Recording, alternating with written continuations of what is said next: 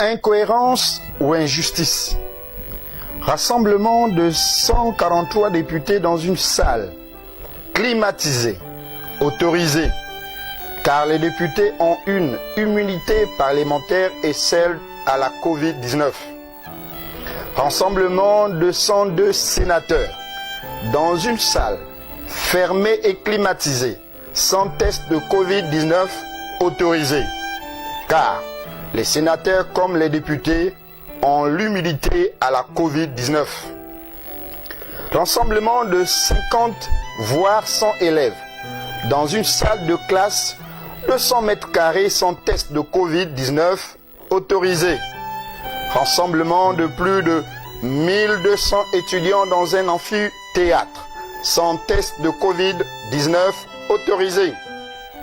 Voyage de plus de 1000 passagers dans un train, dans un bateau totalement fermé et qui fait plus de 24 heures dans un trajet et sans geste barrière efficient autorisé.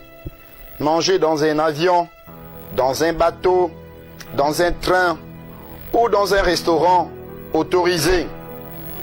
La Covid-19 est arrivée au Gabon par Air France. Les vols de Air France sont autorisés. Prendre un transport en commun sans test de Covid-19 autorisé.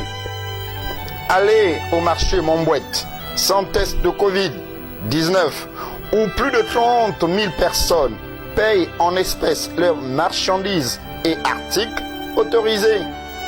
Rentrer dans un supermarché ou dans une banque commerciale sans test de Covid-19 et faire ses achats ou ses transactions en espèces autorisées.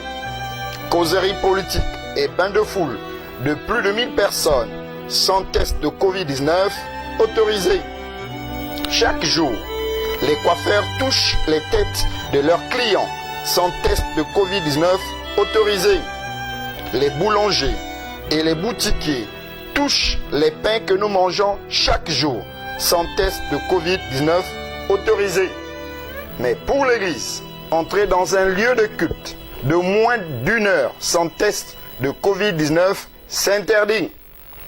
Un culte de 45 minutes pour 31 fidèles dans une église de 500 mètres carrés s'interdit, car Dieu n'a rien fait pour le Gabon face à la Covid-19.